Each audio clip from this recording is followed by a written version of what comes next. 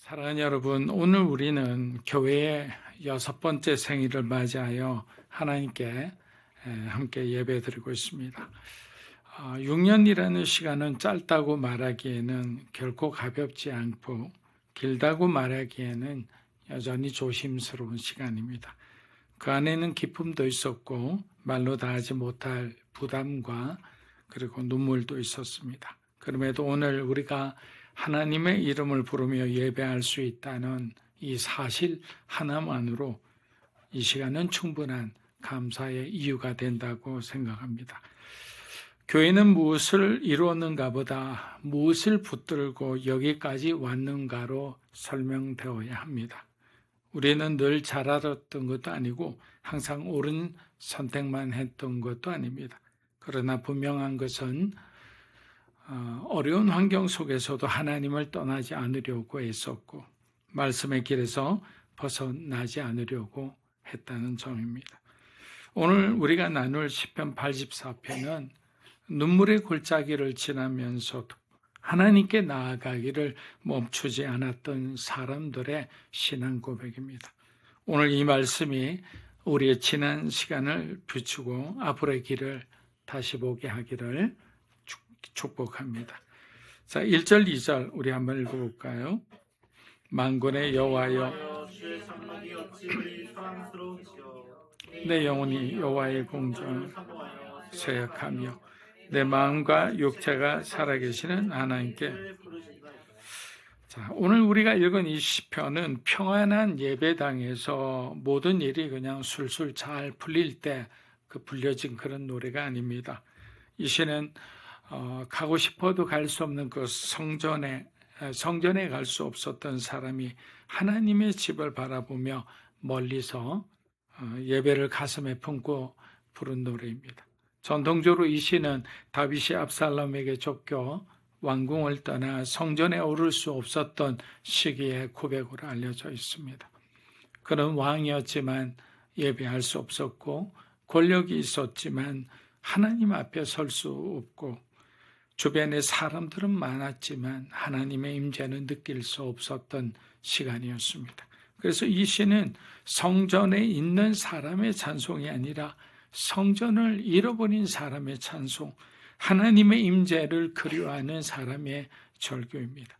이 배경을 알고 1절을 읽으면 이 말이 단순한 감탄이 아니라 영혼 깊은 곳에서 터져나오는 외침처럼 들립니다. 1절은 우리 다시 한번 읽어보겠습니다. 만군의 여호와여.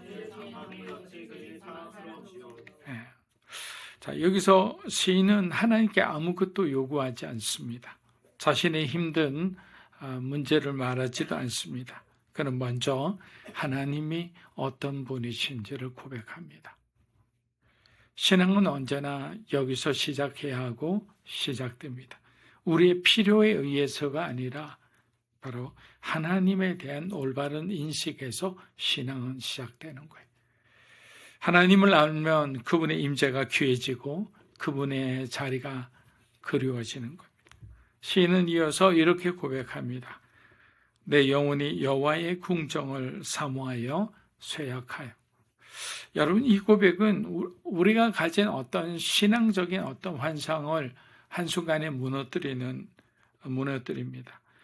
믿음은 언제나 강해야 한다. 그리스도인은 흔들리지 않고 끝까지 믿음으로 이겨내야 한다. 고난의 어떤 약한 그리스도인의 모습은 결코 바른 모습이 아니다. 이렇게 성도는 늘 담대해야 한다는 그런 말을 듣곤 합니다. 그런데 여기서 보면 다윗은 자신이 쇠약해졌다는 말을 하며 자신이 지쳤고 번아웃 됐다는 것을 숨기지 않습니다. 자신도 모르게 길을 잃었고 인생이 정말 순식간에 이렇게 무너졌음을 그는 부정하지 않았습니다. 그러나 그 상태에서도 하나님을 향한 다윗의 갈망은 사라지지 않았습니다. 여러분, 이것이 성경이 말하는 믿음입니다. 믿음은 언제나 강한 상태가 아니라 약해졌을 때도 하나님을 향해 우리의 마음을 닫지 않는 거예요. 근데 우리는 어려우면, 힘들면, 내 생각대로 안 되면 하나님에 대해서 우리는 불평불만을 하기 시작합니다.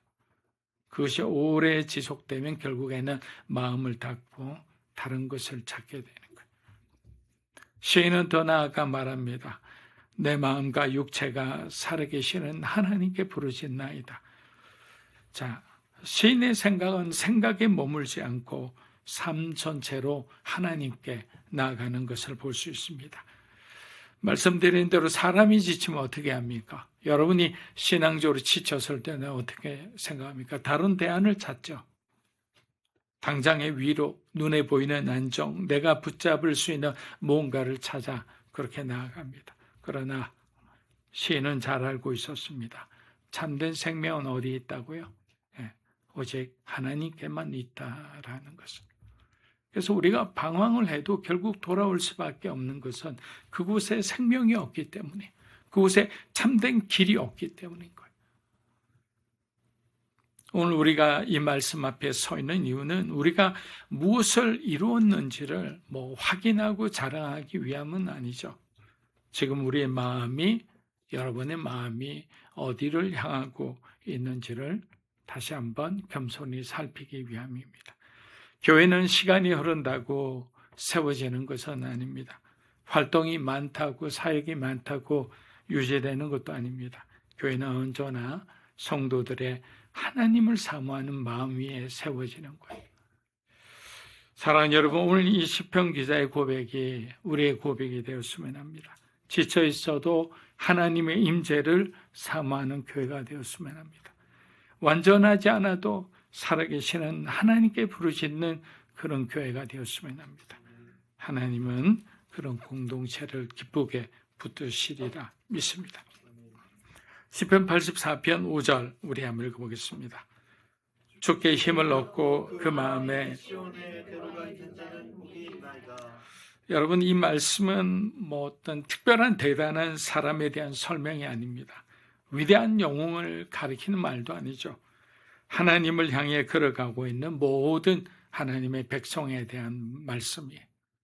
성경을 보면 하나님은 언제나 강한 사람보다 하나님을 의지할 줄 아는 사람을 사용하셨습니다.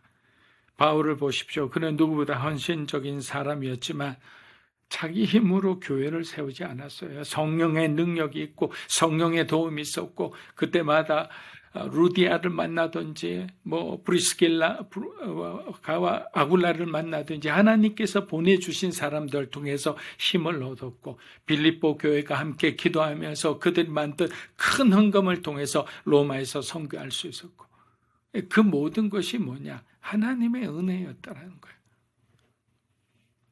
고린도후서 4장 7절에서 그는 분명히 이렇게 고백합니다. 우리가 이 보배를 질그릇에 가졌으니, 다시 한번 읽겠습니다. 우리가 이 보배를 질그릇에 가졌으니. 자, 바울은 사람은 누구나 깨지기 쉬운 존재라는 걸 인정하는 거예요. 여러분 질그릇 땅에 떨어뜨려 보세요. 그냥 박삭 깨지고 흔적도 없죠. 그러면서 동시에 이렇게 말하는 거예요. 함께 읽어보겠습니다. 이는 심히 큰 능력은 하나님께 있고 우리에게 있지 아니함을 알게 하려 합니다. 아멘. 바울은 누구보다 잘 알고 있었던 거예요. 사도 바울은 자기가 강해서 사역한 것이 아니라고 고백하는 거예요. 날마다 주께 힘을 얻으며 그렇게 하루하루 살아간 사람이 바울이고 모세고 요셉이고 그런 우리가 위대하다고 생각하는 그런 사람들입니다. 모세도 그렇습니다. 광야에서 이스라엘 백성들을 이끌 때 그는 수없이 지쳤고 말로 닿을 수 없는 한계를 느꼈습니다.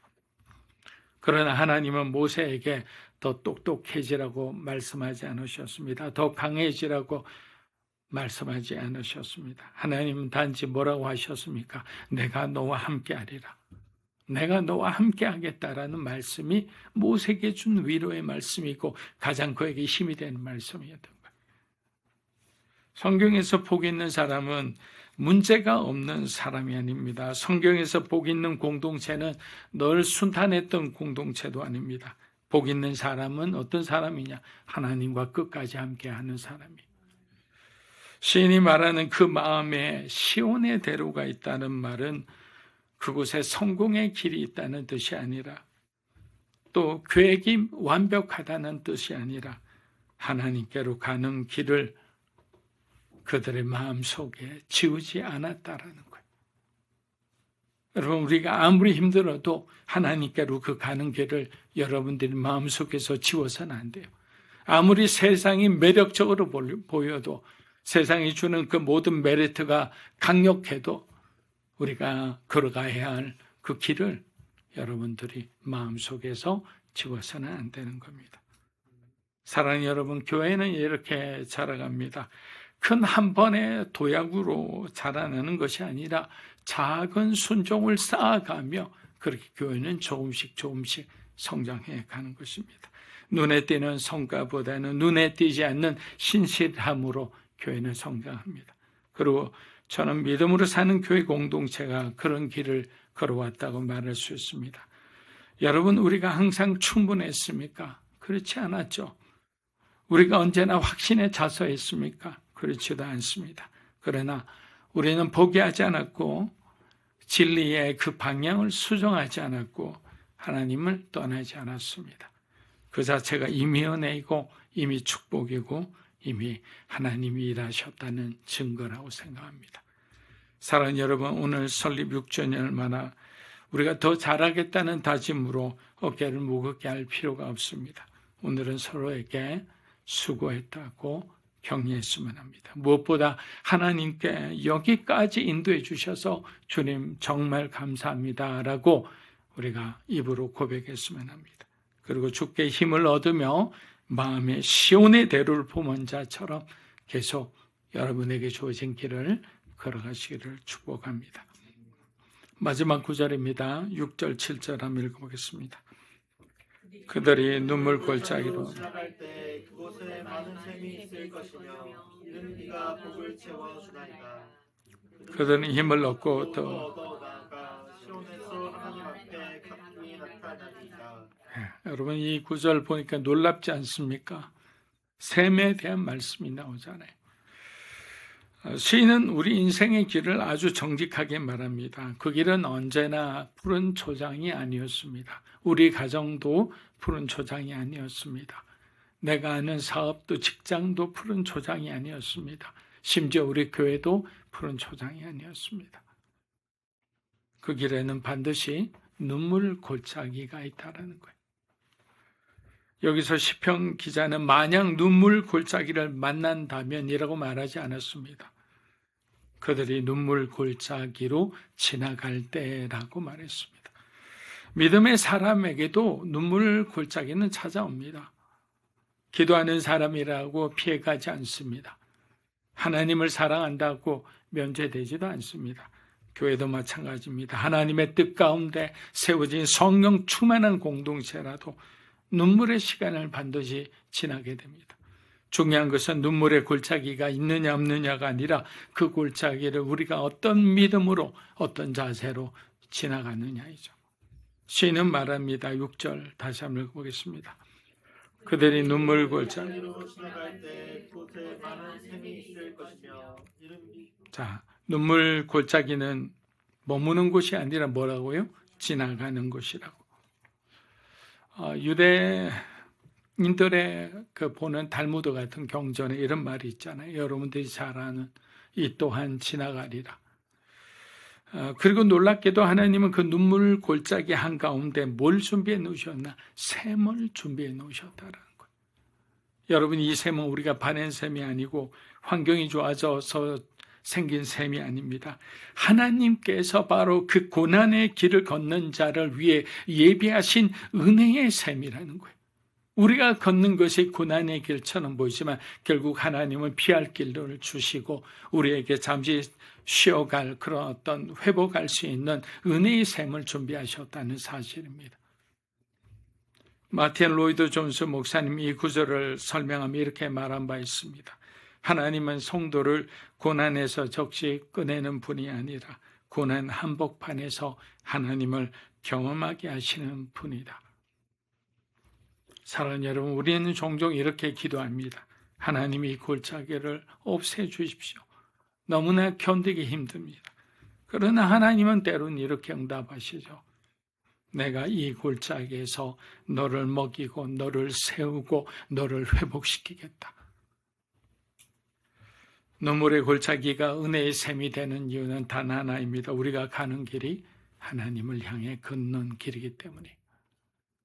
본문에 이어서 이렇게 말합니다. 이른 비가 복을 채워주나이다. 여러분, 이른 비는 가을에 내리는 비를 이른 비라 말합니다. 씨를 뿌린 후 굳어진 땅을 부드럽게 하고 씨앗이 뿌리를 내리도록 돕는 비입니다. 이 비가 오지 않으면 씨는 땅 속에 있어도 생명을 움트지 못하는 거예요. 그런데 이런 비는 우리가 뭐 어떻게 조절할 수 있는 비가 아닙니다. 하늘에서 내려오는 비라는 거예요. 하나님의 주권적인 은혜라는 거예요. 여러분의 가정에 은혜의 비를 사모한다면 기도하세요. 여러분의 사업과 직장에, 여러분의 꿈과 비전에 은혜의 비, 이른 비가 내리기를 원한다면 기도하고 간구하세요. 왜? 우리의 노력으로 만들어낼 수 있는 비가 아닙니다. 교회도 마찬가지예요. 하나님의 주권적인 은혜로 우리를 만져주실 때 한 사람씩 한 사람씩 변화되고 더 충만해지고 주님의 말씀에 순종할 수 있는 거예요. 그래서 우리는 눈물 골짜기에서는 아무것도 알 수 없는 존재가 됩니다. 계획도 계산도 자신감도 무너집니다. 그때 하나님은 사람의 능력이 아닌 하늘의 은혜로 그 자리를 채우십니다. 마침내 시인은 이렇게 선언합니다. 한번 읽어보겠습니다. 시온에서 하나님 앞에 각기 나타나리이다. 여러분, 이 문장은 정말 중요합니다. 그들은 힘을 얻고 끝나지 않고 뭐라고 되어 있습니까? 힘을 얻고 더 얻어 나아간다. 하나님의 은혜는 간신히 버티게 하는 정도가 아니라 다시 걷게 하고 다시 노래하고 다시 하나님 앞으로 걸어가게 하는 거예요. 여러분, 개인이 은혜를 받으면 공동체가 다시 숨을 쉽니다. 여러분, 아버지가 은혜를 받으면 그 가정이 살아나는 거예요. 시온에서 하나님 앞에 각기 나타난다는 말은 나고 자가 없을 것이다 라는 거예요. 하나 되어서 나아가는 거예요.